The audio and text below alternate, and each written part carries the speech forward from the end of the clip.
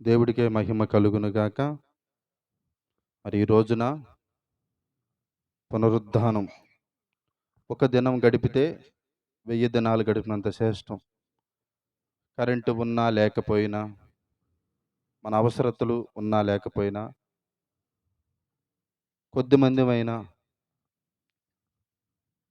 చిన్న గుంపు మీరు భయపడకుడి అని ప్రభు చెప్పాడు. నేనును నా ఇంటివారు అని యెహోషువ మాట్లాడాడు. ఎక్కడ మీరు ఇద్దరు ముగ్గురు నా నామంలో మీరు కూడుకొని నన్ను ఏకీభవిస్తారో అక్కడ నేను ఉంటాను అని వాగ్దానం చేసినటువంటి దేవుడు. బాగా ఎక్కువ మంది ఉంటే నేను ఉంటాను, తక్కువ మంది ఉంటే నేను ఉండను అనలేదు. కొద్దిమందిగా ఉన్నవారు మీరు భయపడకుడి అని ప్రభు సెలవిచ్చాడు గనుక కొద్దిమందిమైనా చక్కగా ఆరాధన చేసుకొని కొద్ది పాటలైనా ప్రభుని స్తుతించుకొని ఆయనని ఘనపరిచి మరి అన్ని విషయాల్లో కూడా మరి దేవుడు ఎంతగానో మనకి అన్ని మేలులు చేస్తూ మంచి ఆరోగ్యంతో నింపుతూ కరెంటు కూడా ఎన్నో కష్టాలు ఇబ్బందులు పడ్డాము ఈ కాలువ కట్ట మీద మరి చర్చి కట్టుకొని మరి ఎన్ని ఇబ్బందులు పడినప్పుడు కూడా మరి ఇలా సమృద్ధిమైన కరెంటు మనకి కొదువు లేకుండా ప్రభు చేశాడు. దేవుని చిత్తమైతే ఏదన్నా దీనికి రేకేసే ఆలోచన కూడా చేద్దాము. సరే, మంచిది. పరిశుద్ధ గ్రంథంలోంచి కొన్ని మాటలు మనం కంఠస్థం చేసుకుందాము. రోమీయులకి రాసిన పత్రిక 3వ అధ్యాయం 10వ వాక్యం.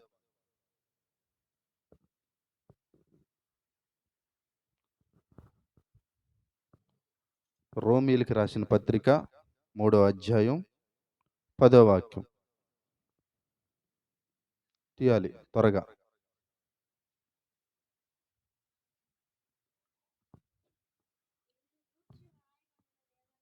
ఇందును గూర్చి రాయబడినది ఏమనగా, నీతిమంతుడు లేడు, ఒక్కడును లేడు, గ్రహించువాడెవడు లేడు, దేవుడిని వెతకువాడు ఎవడు లేడు. మరి ప్రభు ఇలా రాయించాడు కదా. మరి దావీదుకు వచ్చేసరికి నా హృదయానుసారుడు, నా ఇల్లంతట్లో మరి మోషే నమ్మకస్తుడు, మరి ఏలియా వచ్చేలేక అగ్ని ప్రవర్త. మరి ఈ విధంగా దైవజనులకి కొంతమందికి ఇలా పేర్లు పెట్టాడు. ఆనోకు నాతో నడిచెను అని ఇలా ఉన్నాడు. ఒక్కడు నీతిమంతుడు లేడు అని స్పష్టంగా బైబిలే చెబుతుంది. ఆజ్ఞని అతిక్రమించటమే పాపం. వ్యభిచారం చేస్తే పాపం అనుకుంటున్నారు. కాదు. ధర్మశాస్త్రం అంటే ఏంది? ఆదికాండం పాత నిబంధన మొత్తం ధర్మశాస్త్రం కాదు. ఆదికాండం నుంచి యుధోపదేశ కాండం వరకే. గంధకర్త అంటే మోషే. ధర్మశాస్త్రం అంటే అది వేరన్నమాట. మరి ఈ విధంగా మరి ధర్మశాస్త్రంలో రాయబడినటువంటి ప్రతి ఒక్కటి కూడా ఆ రోజు పాటించాము, ఈ రోజు కూడా ధర్మశాస్త్రం ఏం కొట్టివేయబడలేదు కనుక ఖచ్చితంగా ఏది పాటించాలో, దేన్ని మనం విడిచిపెట్టాలో ఇది తెలియాలి. కొత్త నిబంధనేనయ్యా, యేసుప్రభు వచ్చాడు, మనం ఇది పాటిస్తే సరిపోద్ది. పాత నిబంధనతో మనకు పని లేదు. కొంతమంది స్వస్థతలు నమ్మరు, కొంతమంది సేవకులే లేదంటే విశ్వాసులే. గొర్రె లెక్క కాపరి సేవకుడు చెబితేనే వినేది. ఏ విషయమైనా రెండంచులు ఖడ్గం అని బైబిల్ ఎందుకు అంటుందంటే, ఒక ఇద్దరు వ్యక్తులు లేకపోతే నలుగురు వ్యక్తులు మాట్లాడుకుంటున్నారు అనుకో, లేదు లైవ్ పెట్టుకొని అయినా లేకపోతే పాస్టర్లైనా విశ్వాసులైనా బైబిల్ దగ్గర పెట్టుకొని మరి ఈ విధంగా మాట్లాడుకుంటా ఉంటే దీంట్లో ఎలా రాయబడి ఉంది అని సమాధానం వచ్చింది బైబిల్లో. దీంట్లో ఎలా చేయకూడదని ఉంది వచ్చింది అనమాట. మనుషులు మాట్లాడుకొని వాళ్ళలో విభేదాలు పెరిగి వాళ్ళకి గొడవలు పెరిగి పొందుకున్నటువంటి పరిశుద్ధాత్మని కోల్పోయి చేసినటువంటి భక్తికి పాడైపోయి ఇట్లా అపవాదికి దొరికిపోయి ఈ విధంగా అయిపోవటమే తప్ప మనం ఆదికాండం నుంచి ప్రకటన గ్రంథం వరకు మనం దేన్ని పాటించాలి, మన పట్ల దేవుడు ఏ ఉద్దేశాలు కలిగి ఉన్నాడు, మనం ఏం చేస్తే ప్రభుకి ఇష్టం అవుతుంది, మరి ఇదంతా కూడా మనం చూసుకోవాలి. దేవుడు మోషేని ఎన్నుకున్నాడు. ఆయన చిత్తం జరిగించాడు. పౌలుని ఎన్నుకున్నాడు. పౌలు దేవుడు ఏం చెప్తే అది చేశాడు. హతసాక్షి అయిపోయాడు. శ్రమలు పడ్డాడు. నిందలు పడ్డాడు. ఎన్నో అవమానాలకి, గురులకి, వ్యాధులకి ఏటికైనా సరే సేవకుడు ముందొస్తాడు. హల్లెలూయా! మరి ఈ విధంగా సేవకుల్ని ఎందుకు ఎన్నుకుంటాడు? దేనికి ఎన్నుకుంటాడు? గొర్రెలకు కాపరి. ఒక మంచి వస్తువులు కొనుక్కుంటే సేవకుడి మీద వ్యసన పడే విశ్వాసులున్నారు.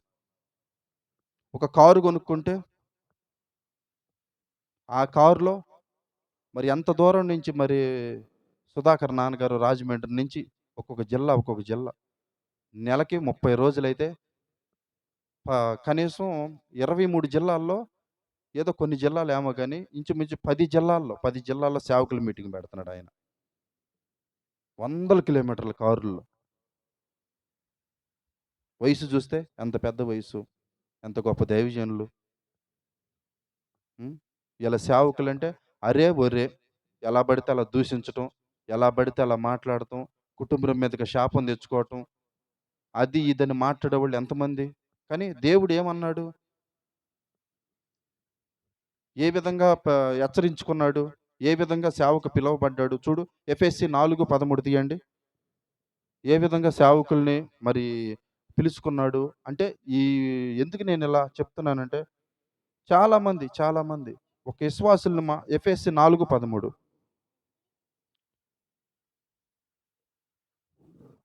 ఈ విధంగా నోటికొచ్చినట్టుగా మరి సేవకుల్ని ఎలా పడితే అలా మాట్లాడటం. నేను చాలామందిని చూసా. తాగి ఎలా పడితే అలా మాట్లాడేవాళ్ళు ఉంటారు. బీపీ ఉందని ఎలా పడితే అలా మాట్లాడేవాళ్ళు ఉంటారు. లెక్కలేనితనంగా మాట్లాడేవాళ్ళు ఉంటారు. మరి ఏ విధంగా ప్రభు ఏర్పరచుకున్నాడు? ఎన్ని పిలుపులు ఉన్నాయో అది కూడా మనం చూద్దాము. చదవండి. మీరు పిలువబడిన పిలుపులకు తగినట్టుగా దీర్ఘశాంతముతో కూడిన ఆ ఆ ఆ ప్రభువును బట్టి ఆ హల్లెలూయా. ఎఫెసీ 4:13 నేను ఎన్నిసార్లు చదివాను? ఎన్నిసార్లు? పరిశుద్ధులు ఆ క్రీస్తు శరీరము క్షేమాభివృద్ధి చెందుటకును, విన్నారా? పరిచర్య ధర్మము జరుగుటకును ఆయన కొందరిని అపోస్తులుగాను, కొందరిని ప్రవర్తలుగాను, కొందరిని సువార్తికులుగాను, కొందరిని కాపర్లుగా నేను నియమించెను. విన్నారా? యిర్మీయా గ్రంథం 16వ అధ్యాయంలో కూడా నువ్వు పెళ్లి చేసుకోకూడదని ఉంది. అదొక పిలుపు.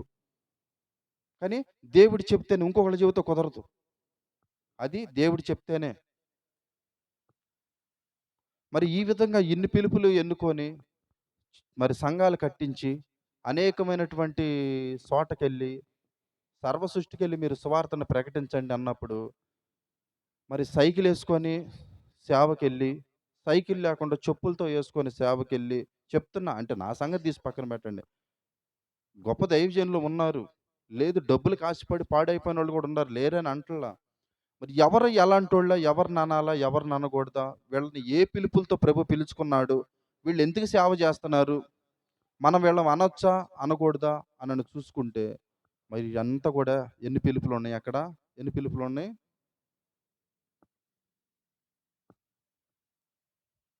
కొన్ని పిలుపులు అక్కడ రాయబడ్డాయి. 4 పిలుపులనో, 5 పిలుపులనో నువ్వు చేసే ఈ పని ఈ క్షణం విడిచిపెట్టు అంటాడు. అదొక పిలుపు. నువ్వు ఈ పని చేయి అదొక పిలుపు. స్వర వినిపించి మాట్లాడతాడు అదొక పిలుపు. దర్శనంతో మాట్లాడతాడు అదొక పిలుపు. ప్రవర్తన పంపించి మాట్లాడతాడు అదొక పిలుపు. వాక్యానుసారంగా మాట్లాడతాడు అదొక పిలుపు. ఈ విధంగా ప్రభు మాట్లాడి వాక్యంతో కట్టుకోవాలి మనం. ఇలా సేవకుల్ని ఏర్పరచుకొని ఇట్లా భూమి మీద ఆయన చిత్తం జరిగించుకుంటూ ఉంటే ఎలా పడితే అరే ఒరే అని మాట్లాడేవాళ్ళు చాలామంది ఉన్నారు. శాపం తెచ్చుకున్న వాళ్ళు ఉన్నారు కుటుంబాల మీద. తల్లిదండ్రులు చేసింది బిడ్డల మీదకి వచ్చిద్ది.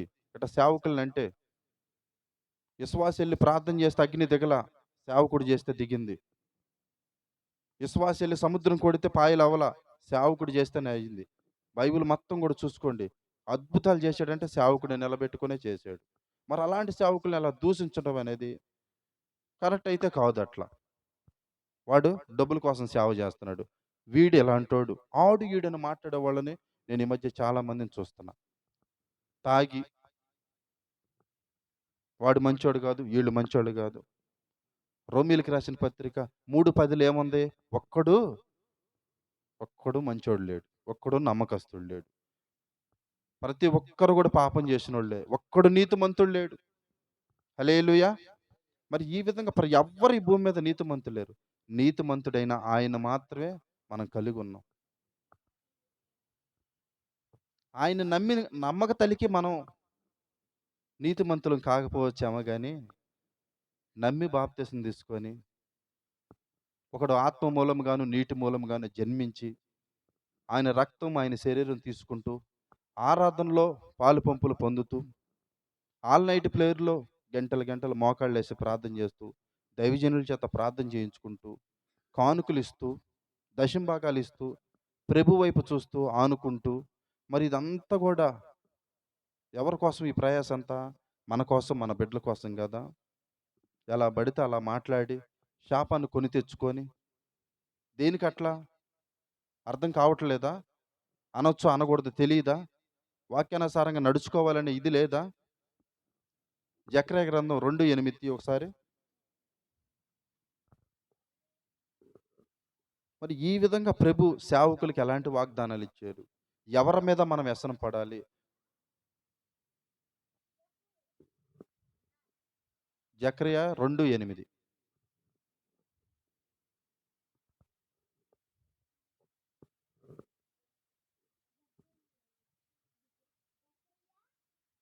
2వ అధ్యాయం 8వ వాక్యం.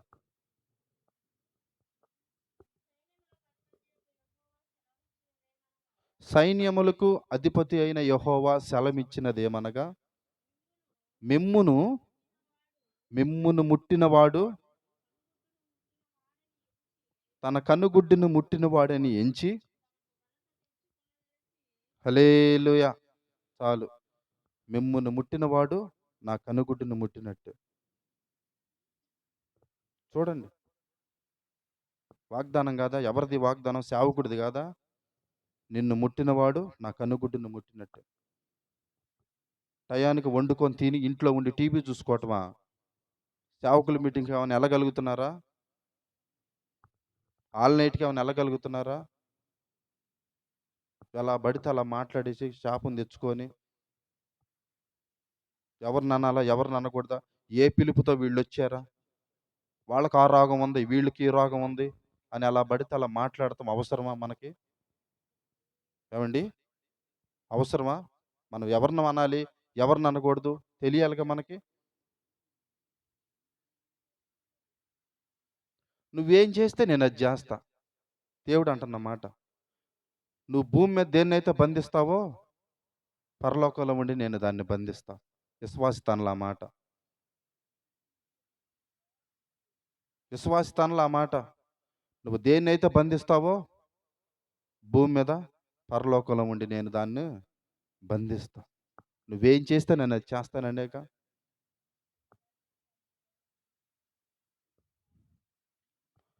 మరి ఈ విధంగా దేవుడు వాగ్దానాలు, దేవుని కృప, దేవుడి చిత్తము ఇదంతా కూడా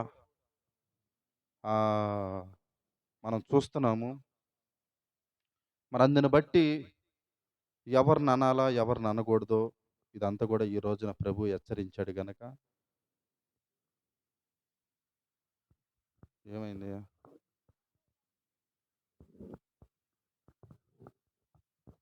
సరే పర్లేదులే కానీ, ఎవరిని అనాలా ఎవరిని అనకూడదా ఇదంతా కూడా ప్రభు ఈ రోజున అనేకమైన విషయాలు హెచ్చరించాడు గనక, దయచేసి మన సంఘంలో ఉన్నటువంటి మీకు మరొకసారి నేను హెచ్చరించేది ఏమంటే, సేవకులు గాక దూషించమాకండి. సేవకులు గాక ఇప్పుడు ఎవరి దాకా ఎందుకు అంటే ఉన్నది ఉన్నట్టు చెప్పేస్తున్నా. నేను షడ్రకు అయ్యగారిని దూషించా. ఒకరోజు మన ఊర్లో నిలబెట్టా. నేను ఎటు తిరిగితే నీకెందుకయ్యా? నీ పనేదో నువ్వు చూసుకో. నా గురించి నీకు అవసరమా? ఇదిగో ఇలా నాకు తెలిసింది అనని చెప్పి కొన్ని విషయాలు నేను అడగటం జరిగింది. మరి ఆ రోజు చూసినటువంటి దేవుడు నన్నేం చేయలే. నేను ఇదే మందిరంలో ఉండి ప్రార్థన చేసుకుంటుంటే ఎళ్ళి ఆ సేవకుడిని కలిసి, "నువ్వు మాట్లాడు, ఎళ్లి సమాధానం పడు" అని దేవుడు చెప్తే, నేను అప్పుడప్పుడు ఎళ్లి స్నానం చేసి బైబిల్ తీసుకొనెళ్ళి, ఆ దైవజనుడు 2 చేతులు పట్టుకొని, "నన్ను క్షమించండి పాస్టర్ గారు. నేను లోకంలో ఉన్నప్పుడు ఏదో మాట్లాడాను. ఇక మీదట అలా మాట్లాడను. నిన్నే గాదు, ఎవరిని గూడా నేను అలా మాట్లాడను. అవసరమైతే సేవకులది తప్పున్నప్పటికి గూడా నేను తగ్గించుకొని నేను పక్కకెళ్ళిపోయి నాదేదో నేను చూసుకుంటానే తప్ప, ఏ సేవకులు కూడా అనను. నేను దూషించలేదని అనను. కానీ నేను తెలుసుకున్నాను గనక, నేను ఎరుగున్నాను గనక, ఆ వాగ్దానాలు తెలుసుకుంటున్నాను గనక, సేవకుల మీటింగ్‌కెళ్తున్నాం గనక, బైబిల్ ట్రైనింగ్‌కెళ్ళాను గనక, అయన్నీ తెలుసుకుంటున్నాం గనక నేను చెప్పగలుగుతున్నానే గానీ, వేరే పూరకంగా ఏం గాదు. మీరంతా గూడా లైవ్‌లో చూసేవారు గూడా ప్రతి ఒక్కరు గూడా దయచేసి సేవకుల్ని దూషించమాకండి. వీలైతే ప్రార్థన చేయించుకోండి. లేదనుకుంటే పలకరీకపోయినా పక్కకైనా ఎళ్ళిపోండి గానీ, సేవకులను దూషించి మీరు శాపాలు తెచ్చుకోవద్దు. మీ కుటుంబరాలు, మీరు అంతా కూడా బాగుండాలని నేను మనస్ఫూర్తిగా ఆశిస్తున్నాను. ఈ వాక్యము దేవుడు మన హృదయంలో నీరు కట్టి ఫలింప చేయాలని మీరందరూ కూడా తలలు వంచినట్లయితే చిన్న ప్రార్థన చేసుకుందాం. పరిశుద్ధుడా, స్తోత్రాలు నాయనా. నీకే వందనాలు, స్తోత్రములు తండ్రి. మహాగణుడా, మహోన్నతుడా, అయా జకర్యా గ్రంథం 2:8 ప్రభువా, నిన్ను ముట్టినవాడు నా కనుగుడ్డును ముట్టినట్టేనని నీ వాగ్దానం చూసాం ప్రభువా. ఒక్కడును అంటూ ఒక్కడు నీతిమంతుడు లేడని ప్రభువా నీ లేఖనాల్లో నుంచి మేము చూసాము తండ్రి. నీకే స్తోత్రములు నాయన. ఎఫెసీ 4:13 నువ్వు పిలిచినటువంటి పిలుపులను బట్టి తండ్రి నీకే స్తోత్రములు నాయన. నీ చిత్తము జరిగించటానికి ప్రభువా మీరు సేవకుల్ని ఏర్పరచుకున్నారు తండ్రి. నీకే వందనాలు, స్తోత్రములు నాయన. ఎవరిని మాట అనాలా, ఎవరిని అనకూడదా తెలియకుండా అపవాది చేతికి దొరికి ఎలా పడితే అలా సేవకుల్ని దూషించేవాళ్ళు, ఎలా పడితే అలా మాట్లాడేవాళ్ళు ఇవాళ ఉన్నారు ప్రభువా. నీకే స్తోత్రములు నాయన. అటు వాళ్ళందరిని కూడా మీరు వాళ్ళని క్షమించి, మీరు ఆదరించి బలపరచమని యేసుక్రీస్తు నామములో ప్రార్థన చేస్తున్నాము తండ్రి. ఆమేన్. ఆమేన్. మీ అందరికీ వందనాలు.